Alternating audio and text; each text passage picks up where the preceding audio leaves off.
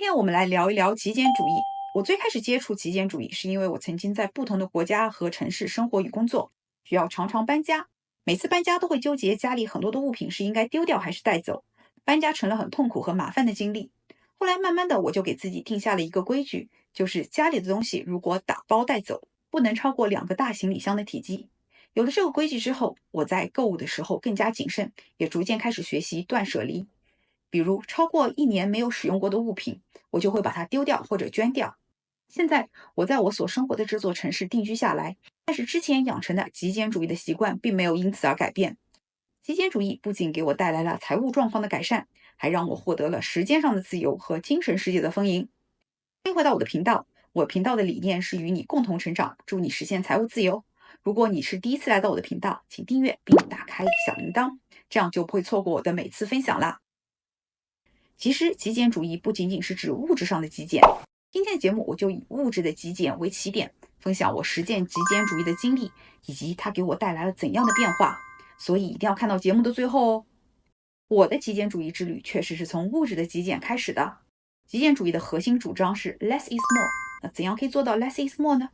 这里我分享2个我在购物时的原则。第一就是避免冲动消费，我消费的唯一的原因就是刚需，我不会因为广告的宣传或者是为了折扣而购买任何的产品，因为我明白，为了省钱而追求折扣或者囤积商品的行为，最终只会让我浪费更多的金钱。第二就是尽量购买经久耐用的产品。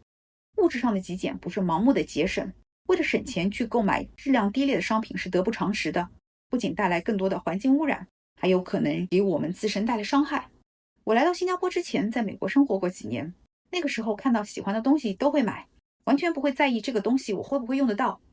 虽然收入不算低，但是多年之后我依旧是零存款，而且家里被各种物品塞得满满当当的，就像一个小仓库，要找一件东西都需要花费很多的时间。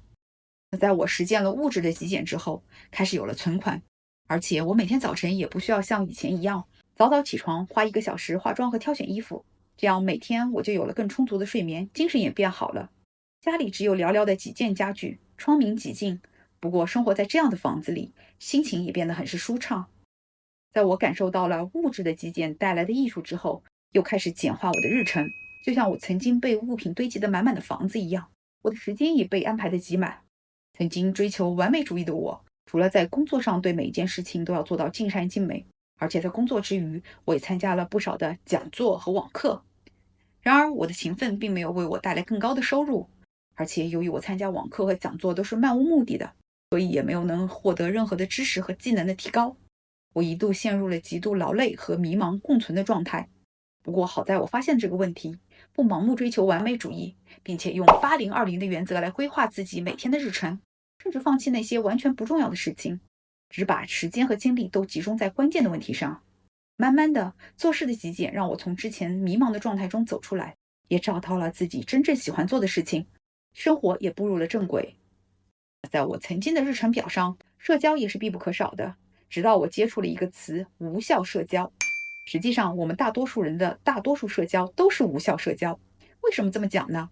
无效社交指的是没有真实意义、深度或者是积极影响的社交互动，它会导致参与社交活动的人没有实质性的收获或者是满足感。因此，我在实践做事的极简的同时，也开始了社交的极简。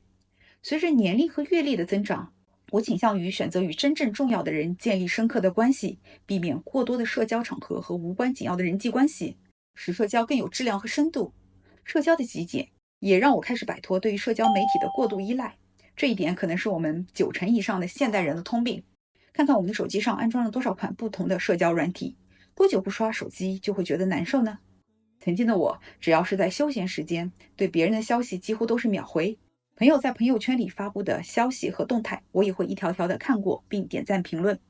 大量的碎片信息占用了我大量的碎片时间，也让我觉得索然无味。在我开始践行了社交的极简之后，我用阅读和健身这些更有意义的事情来替代，并从这些事情上找到了真正的乐趣。如果说物质的极简、做事的极简和社交的极简都可以通过按部就班的实践来获得，要做到精神的极简就困难得多。作为现代人，来自家庭、社会和职场的压力就已经常常压得我们喘不过气来，而过度的思考、焦虑和紧张只能徒增我们的心理压力和影响情绪的稳定。严重时甚至会危害到身体的健康。我曾经是一个容易精神内耗、过度在意别人对自己的看法，又很喜欢自我谴责的人。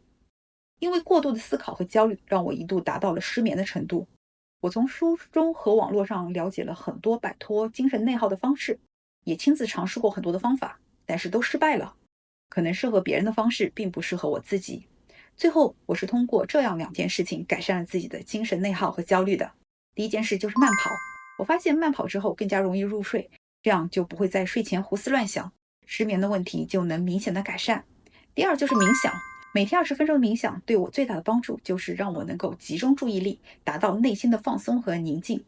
精神的极简不仅让我建立了平静和有意义的生活，让我变得更加的健康和自信。当然，要做到极简主义并不是一蹴而就的事情，所以如果一开始不能完全做到，也不要过度的苛责自己，因为能够开始就已经很棒了。就拿物质的极简来说，从繁杂的物质生活过渡到简单简洁的生活方式，总需要一个适应的过程。这过程中还需要改变原本的消费习惯和生活习惯。精神的极简更是我花费了几年的时间才做到的。总结一下今天的分享，我在实践极简主义时，进行了物质的极简、做事的极简、社交的极简和精神的极简。我的亲身经历证实了，极简主义不仅对改善财务状况非常有用，还能帮助我们获得更自律、高效和有意义的生活。你还在犹豫什么呢？和我一起加入极简主义的生活吧。